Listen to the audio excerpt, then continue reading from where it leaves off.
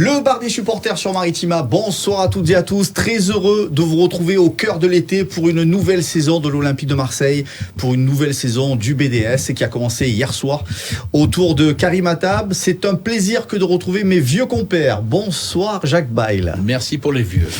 Bonsoir Steph Martins. Salut les amis. Alors la grosse info, bien évidemment, c'est l'arrivée d'Eli Wahi au poste d'attaquant de l'Olympique de Marseille. On va en parler d'ici quelques instants. C'est la grosse info de la journée. Avant de démarrer, j'ai envie quand même de vous poser une petite question. J'ai écouté la première émission du BDS hier, qui était très intéressante comme d'habitude. Merci. Il y a quand même un petit parfum d'enflammade dans cette histoire. Est-ce que les renforts égrenés par Karim hier, ça donne vraiment des motifs de satisfaction et de confiance pour cette nouvelle saison? Mais les gars, comment tu veux ne pas être enflammé? Je ne sais pas si on a pris connaissance des joueurs qui sont arrivés. Alors Karim nous a dit on dit pas Greenwood mais Greenwood, alors donc on va dire Greenwood. Hojbjerg. C'est Hojbjerg, c'est du Koné, Brassier, les gars, c'est du très très lourd, c'est des joueurs de grand talent. Marco, quand on parle de Greenwood, c'est un joueur qui était estimé avant son histoire à plus de 180 millions d'euros. C'était comme Haaland, comme Mbappé. Oui, la clause. Voilà. Donc ce joueur-là, de le retrouver à l'Olympique de Marseille, c'est inespéré. C'est des talents sûrs. Tu as vu le match de Koné au milieu du terrain. C'est un joueur talentueux. Tous les joueurs que tu as pris, tu rajoutes à ça le gardien de but. À un moment donné, parce que pour moi, personnellement, c'était ce qui le bas blesse là-dessus. Après, sur le gardien, je suis encore sceptique, moi. Je suis sceptique quand même. Moi, je ne le suis pas, et je vais te dire pourquoi je ne le suis pas. Parce que je le connais, parce que je l'ai vu jouer à Montpellier, et je sais le talent qu'il a. Après, nous, on n'aimait pas pour Lopez, c'est pas nouveau. Ça suffisait pas, c'est pas qu'on n'aimait pas, c'est qu'on disait les vérités, c'est tout. C'était insuffisant. La question est de savoir ce qui est supérieur à Paul Lopez. Oui. Voilà, c'est tout. Et pourtant, je me rappelle quand même de certaines envolées lyriques en début de saison dernière au sujet d'Iliman Ndiaye et d'Ismaïla Assar, que Jaco, notamment, nous présentait comme des garçons formidables, prometteurs. Que je suis pas autant enthousiaste pas sur Ndiaye, sur ça. Sur Ndiaye et ça, c'était des garçons prometteurs. Toute raison gardée. Et je sais qu'ici vous aimez bien quand je parle de la vérité du rectangle vert. Il y a que ça. C'est le seul juste, ça sera le terrain. On peut te faire venir les plus grands joueurs du monde s'ils n'arrivent pas à s'adapter à l'atmosphère, au public, à la ville. Même pourtant pour pas s'adapter à ça, il en faut quand même. Hein. Mais si la pression et le maillot est trop lourd pour eux, il floppera. Donc oui, sur le papier. C'est clair que ça fait plaisir. Oui, attention encore, énormément de changements. Cette saison, il le fallait. Il faut que la Bayonnaise prenne. Les matchs de prépa, on est monté en puissance. On a joué contre des clubs quand même de seconde zone, voire de troisième zone. Maintenant, on rentre dans le dur. On va rentrer dans le championnat. On sait qu'on va pas juger au premier match, on est d'accord. Mais de ce qu'on a vu sur les matchs de préparation, l'équipe monte en puissance. Il y a des joueurs qui commencent à s'affirmer, à montrer que ça va être des patrons. Notamment, tu as Greenwood, il te met 2 buts. Tu vois que techniquement, c'est largement au-dessus. Tu as Hojbjerg au milieu, qui commence à placer tout le monde, qui commence à hausser le ton, qui fait un travail énorme. Il y a Koné, malheureusement, il est un peu blessé à la cheville, mais l'entrée qu'il fait, où il part sur 40 mètres, il te dribble 3 joueurs, puis tu enrouler pied droit. Il y a du talent. Mais attention, rien n'est fait. Oui, mais là, justement, toi, tu amènes quelques réserves que je n'entends pas dans la description. Et même avec Wahi, je suis très content de son arrivée. Hein. Jaco, là, aujourd'hui, pas de risque d'avoir les yeux qui brillent, il y a un cours de route, un peu de conjonctivite? Jamais de la vie. Jamais de la vie. Les gars, à un moment donné, vous me parlez de Sarr. Moi, Sarr, oui, j'ai été surpris, il n'a pas été au niveau. D'accord, pas de problème. Quand on parle d'Iliman Ndiaye, je ne le connaissais pas, j'avais des doutes. Aujourd'hui, tu as des joueurs confirmés. Elle est là toute la différence. Ce sont des joueurs de talent, des joueurs confirmés et des joueurs qui ont de l'expérience. Donc moi, je ne suis pas inquiet. Ensuite, rajouter à ça, en plus du talent, un entraîneur qui est différent des autres, avec une méthode de travail différente des autres, avec une stabilité, parce que ce monsieur, il a 3 ans de contrat, ce monsieur, il a un vécu. Les joueurs n'auront pas les mêmes attitudes, sans faire offense à Jean-Louis Gasset, quelqu'un que j'adore, voilà, un monsieur. Mais tu ne peux pas avoir le même tempérament quand tu as 2 Zerbi et quand tu as Jean-Louis Gasset. Oui, en même temps, quand on parlait de CV, on parlait de la même chose, de la même manière quand Gattuso est arrivé aussi. Non, même non, s'il n'y a non, pas, mais même non. s'il n'y a pas la Il est à des années-lumière. Mais hein. ça fait rien, mais- ça fait rien. Le CV Non. et le respect qu'on prêtait à Gattuso. De par non, sa non. carrière de joueur. Eh oui. Non.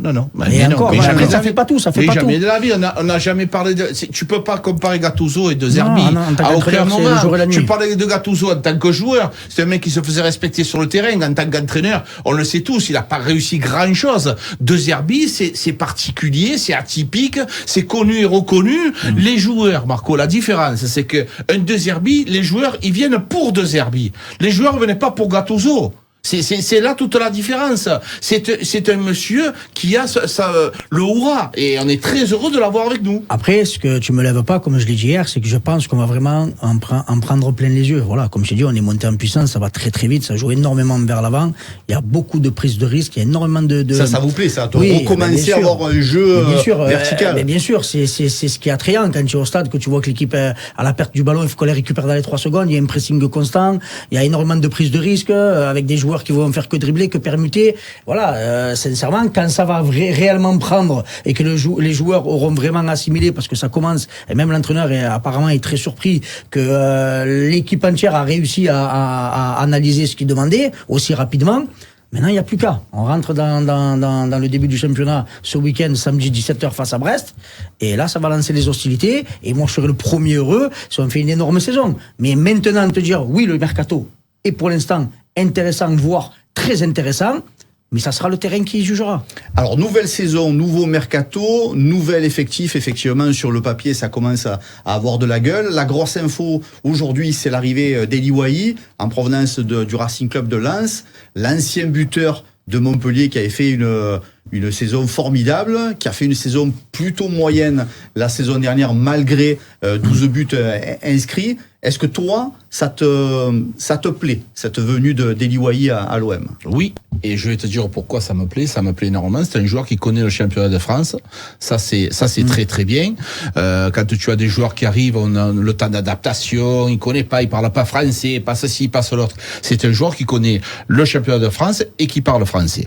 C'est un jeune joueur talentueux qui a fait une très belle formation au sein du Montpellier Hérault. Il a encore quand même beaucoup de trucs à apprendre. C'est un garçon très jeune, pas encore assez mûr. Oui. Tu peux avoir des fois 21 ans et être mûr. Lui, c'est un garçon qui manque un peu de maturité. C'est avec ça qu'il doit progresser. Et dans ce genre de situation où il se trouve là, n'oublions pas que c'est pas la même chose. Quand tu réussis pas à Lens, c'est pas très grave. Tu réussis pas à Marseille, c'est autre chose. C'est-à-dire que ses conseillers vont lui dire, déjà, tu fais un fiasco à Lens, c'est pas grave, tu fais le fiasco à Marseille, c'est pas la même chose. Parce que le public, l'entourage, ça n'a absolument rien à voir. Moi, je suis persuadé que ce garçon-là, il s'est pas fait à Lens. Pas du tout. C'est une ville aussi particulière parce qu'il y a la ville de Lens. Il n'y a pas grand chose autour à faire. Pour des jeunes joueurs, c'est difficile. Il va falloir s'en occuper aussi. Il va pas falloir le laisser comme on a pu laisser Vitinha dans un hôtel 5 étoiles avec 2 Porsche et 3 Ferrari et faire ce qu'il doit faire. Donc il va falloir l'encadrer. Mais le talent, il est là. Et ça, je suis sûr qu'il va réussir. Tu en parlais tout à l'heure. Un des enjeux de la saison pour Eli Wahi, c'est sa capacité à supporter le contexte marseillais. Tu peux être un super joueur et être pas avoir le cuir suffisamment épais pour arriver jouer à Marseille. Combien il y en a qu'on aura prédit des saisons fantastiques et qu'on flopé, et au sens inverse, des joueurs qui sont arrivés, je prends l'exemple récemment de Murillo. Il est arrivé sur la pointe des pieds et regarde, le mec professionnel, chaque fois qu'il joue, il est efficace. On ne demande rien d'autre. Après, ça va être au niveau du tempérament, au niveau de ce qu'il a envie de faire. C'est clair que s'il arrive à réaliser de belles choses à l'OM, eh ben, il va comprendre ce que c'est vraiment la ferveur du plus grand club de France, d'être dans ce club-là, dans cette ville-là qui vit football, qui mange et qui dort football. Et je peux te garantir qu'il peut monter très très très haut. Mais ça, après, ça sera à lui d'être focus football, focus OM et ses ambitions. Mais le talent, comme il te l'a dit Jacques, il a. Le mec, il est rapide, puissant, pied droit, pied gauche, très bon techniquement. Ça va permuter surtout le front de l'attaque. Je pense que, je te le dis, je me répète, je veux pas trop m'avancer, tu le sais, je prends beaucoup parce que autant aujourd'hui on dit ça, dans 3 matchs ils font de la merde, on sera les premiers à les démonter, parce qu'on dit les vérités ici. Mais sur le papier, pour l'instant, il te faut encore, je pense, 2 joueurs, un offensif gauche et un milieu. Et après, tu auras un groupe assez conséquent pour aller chercher quelque chose qui peut être très très bon. Marco, on a tendance à oublier ce qui s'est passé la saison dernière. N'oublions pas 4 entraîneurs dans une saison. C'est du jamais vu. Il y a des directeurs sportifs qui sont partis, des directeurs du football, les Ribalta, les Friot, le Longoria qui est pas allé à Paris Saint-Germain. C'était la catastrophe, c'était le cataclysme. Mets-toi à la place des joueurs de la saison dernière. Comment tu veux, dans toutes les entreprises, même si tu es performant et que la direction n'est pas à la hauteur des ambitions, tu fournis pas le même travail. C'est partout pareil, partout. Donc ce qui s'est passé l'année passée, il faut aussi que le Moria, il se fasse son mea culpa, en se disant, j'ai fait quand même du mauvais boulot. Là, tu fais signer un entraîneur 3 ans, en lui disant au joueur, attention, il est là pour 3 ans. Ça vous plaît, ça va, ça vous plaît pas, c'est pareil. Donc les choses sont différentes. Et un entraîneur de renom. Donc ça n'a absolument rien à voir avec Marcelino, les gars. Même le charisme, c'est pas la même chose. Et Liwaï qui choisit l'OM plutôt que Chelsea ou Monaco, c'est la confirmation, comme disait Jaco tout à l'heure, que Roberto De Zerbi, c'est une plus-value sur le pouvoir d'attraction de l'OM. Il n'y a pas que. Parce que De Zerbi, il vient pourquoi? Oui. La première des choses qu'il a parlé, c'est quoi? Le Vélodrome. Voilà, donc moi c'est bien beau de dire, tu peux me raconter ce que tu veux. Le 3/4 des mecs qui viennent pour l'ambiance, pour le stade et la ferveur. Parce que tu en as, comme on le disait tout à l'heure, ça peut les annihiler. Mais il y en a d'autres que ça va, au contraire, ils ont besoin de ça, ça leur fait se surpasser, se dépasser et atteindre des limites qu'ils n'auraient jamais imaginées. Je te pose la question autrement. Sans Roberto De Zerbi, est-ce qu'on est sûr qu'un Eliwaï aurait fait le même choix? Marco, c'est un ensemble. C'est un ensemble. C'est et De Zerbi et l'Olympique de Marseille. C'est cet ensemble-là qui fait que les joueurs ils veulent venir. OIBR, il t'a parlé de quoi? Certes, ça parle de l'entraîneur, mais en avant, ils mettent quoi? Ils mettent toujours le stade Vélodrome. Cette ambiance-là, cette atmosphère-là, à domicile, à l'extérieur, tu es suivi par des parcages pleins à travers l'Europe. Donc, bien sûr, quand tu es joueur, tu veux vivre dans ce stade-là. Parce que quand ce stade-là, et que l'équipe arrive à être à l'unisson, on l'a vu, Leipzig, quand tu bats Paris en Coupe de France, c'est une ambiance que tu vois nulle part en Europe. Donc voilà, donc je pense que ces joueurs-là aussi qui sont arrivés, il a fait venir des joueurs avec du caractère, chose qu'on n'avait pas la saison passée. Oui. On l'a dit à plusieurs reprises dans cette émission, parce que ça aussi c'est très très très important. Le seul bémol moi que je retrouve là-dedans, c'est niveau gardien, j'espère me tromper, je serai le premier à le dire, c'est que j'aurais préféré un gardien de niveau supérieur, quand on sait combien c'est important, et l'âge de l'équipe qui est très très très très jeune. J'ai peur qu'on manque en maturité. On va refermer la parenthèse Eliwaï. Dernière petite question concernant le sujet. 2 salles, 2 ambiances entre les supporters et les suiveurs. Certains préféraient voir Nketiah débarquer à l'Olympique de Marseille plutôt que Eliwaï. Dans quel camp vous êtes tous les deux? Je pense sincèrement que c'est pas comparable. Nketiah, il joue pas depuis très longtemps, il était très cher, trop cher. Eliwaï, c'est un joueur talentueux, un petit peu plus jeune, 5 ans et un peu moins cher. Donc ça fait beaucoup d'arguments et en plus, comme on a dit tout à l'heure, tu rajoutes un joueur qui connaît le championnat de France. Oui. Donc la balance, elle est vite faite. Nketiah, c'est parce que il faut pas penser parce qu'il vient d'Arsenal que c'est pas l'étiquette. Le mec il joue pas Arsenal. Et donc attention les gars, ne confondons pas. Alors visite médicale et signature là imminente. Cet après-midi, on aura l'occasion d'en reparler en détail avec les chiffres exacts des transferts, avec le retour de Karim demain. Au milieu de tout ça, on continue à envisager la suite pour les arrivées comme pour les départs, avec un épisode un peu plus douloureux, l'épisode Chancel Mbemba.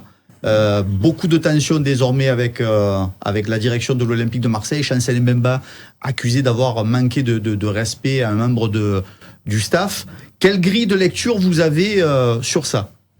La grille de lecture, après moi j'y étais pas pour savoir ce qui s'est passé, ce qui n'est pas passé. Chancel Mbemba vexé de se sentir pas suffisamment après, considéré. Il y a eu des offres qui seraient arrivées au niveau du club, des offres conséquentes. Il lui reste un an de contrat. Le club a dit, apparemment, il faut que tu acceptes. Le joueur, il a un contrat, qu'on soit d'accord, pas d'accord, il a un contrat qui court jusqu'à la fin de saison prochaine. Il veut partir libre pour récupérer une prime à la signature. Et c'est là où il y a où le bas blesse. le club fait respecter, parce que Longoria il a déjà plusieurs reprises et ça fait plusieurs saisons, qu'il ne veut pas voir des joueurs arriver à un an de la fin de contrat pour partir gratuitement derrière. Voilà. Donc après, voilà, c'est le jeu du jeu et de la souris. Moi, comme vous le savez ici, l'institution prime devant tout le monde. Aucun joueur doit se mettre et se sentir au-dessus de l'institution. Tout joueur qu'il est, Chancel, je l'adore, il a été irréprochable sur le terrain. Maintenant, il y a un désaccord. Eh ben, on prend acte et on verra la suite. Mais l'institution passe avant tout. Jaco, est-ce que c'est pour toi le joueur qui surjoue l'agacement pour montrer qu'il est maltraité, ou l'Olympique de Marseille qui est dans son bon droit de dire non, il y a des droits et des devoirs, on surjoue de notre côté le bras de fer? C'est devenu à la mode maintenant, c'est-à-dire que les joueurs, ils veulent une prime à la signature. Ils arrivent libres, les agents, ils poussent derrière pour qu'ils soient tranquilles et qu'ils aient une prime importante. Donc ça aide pas les joueurs et ça aide pas surtout les clubs. À un moment donné, les clubs, ils investissent de l'argent chez les joueurs, ils veulent aussi un retour sur investissement. Le problème, moi, Chancel Mbemba comme Steph, c'est un joueur que j'ai adoré. Il a été irréprochable dans son implication, dans son intensité. Après, son excès de colère, elle peut arriver. On est tous des colériques. Tous et humains, des fois, voilà, ces gestes, ces faits, ils ont dépassé sa pensée, parce que quand tu te retrouves frustré comme ça, en équipe réserve, qu'on te demande d'aller jouer au bout du monde, que tu n'as pas envie, je peux comprendre l'énervement. Sauf que malheureusement, comme il te dit Steph, il y a l'institution olympique de Marseille, il y a le respect des règles, et si tu ne les respectes pas, malheureusement, tu vas être puni. Et tu risques d'être puni gravement. Donc ça s'est passé, on a vu, il a une mise à pied quand même assez importante, une perte d'argent énorme. Je pense que c'est fini, c'est cassé, la rupture a été consommée, donc à un moment donné, il faut prendre la décision de partir pour le bien de tout le monde. Mais par contre, je suis attristé de voir que ça finisse comme ça. J'aurais aimé le garder, moi. Voilà, parce que c'était quand même une belle personne et surtout un très bon joueur. Parmi les dossiers qui sortent un petit peu du bois, on ne sait pas trop le dosage de véracité ou pas, on parle d'un autre défenseur marseillais qui pourrait voir ses aventures marseillaises justement plus loin, en dehors de la commanderie et du Vélodrome. C'est Bamo Meïté. Bamo Meïté qui est toujours bankable, notamment du côté de l'étranger, puis de la première ligue anglaise. Bamo Meïté qui pourrait participer à un effort pour rééquilibrer les comptes. Qu'est-ce que vous pensez de ça? Est-ce que ce serait dommage de se séparer de Bamo Meïté? Bien sûr, c'est un gamin, il a un énorme potentiel. La saison dernière, à chaque fois qu'il a eu à jouer sur le terrain, il a été exceptionnel. C'est un joueur qui a une énorme marge de progression. Pour moi, tu le vends, c'est une erreur. Ah, maintenant, ça dépend qu'est-ce qu'il y a en face. Mais ça serait une grave erreur. Tu vas voir qui à droite après? Que Murillo? Il peut jouer défenseur central droit et tu peux le mettre aussi latéral droit pour dépanner, bien entendu. Donc il peut jouer sur ces deux côtés. Moi, le faire partir, pour moi, ça serait une grave erreur parce que c'est un joueur en qui j'ai vraiment confiance et en qui je crois. On parle pour justement confirmer éventuellement ces infos, du fait qu'en coulisses, il aurait pas digéré encore totalement les agressions dont ils ont été victimes et qu'il a été quand même très choqué par cet épisode avec Mumbagna et Onana. Est-ce que toi, comme Steph, tu trouverais dommage de se séparer de Bamo Meïté? Oui, mais c'est dommage parce que malheureusement, on a du mal à vendre le reste, que ce soit Verretou, Mbemba, Paul Lopez, Kondogbia, Gigot, et donc évidemment, il se trouve une solution pour pouvoir équilibrer les comptes, parce qu'à un moment donné, il faut équilibrer les comptes. La masse salariale, elle est importante, il faut que tu dégraisses un petit peu, et donc s'il y a une opportunité, je pense que c'était pas leur première idée, mais malheureusement, c'est une industrie. L'OM, comme tous les clubs, une grosse industrie, et de temps en temps, il faut essayer de se couper le doigt avant de se couper le bras. Mais ce joueur-là, il a du talent qui est au-dessus de la moyenne. Moi, je pense qu'il est meilleur que Cornelius. De loin. Et je pense que le garder dans cet effectif, ça serait une bonne idée.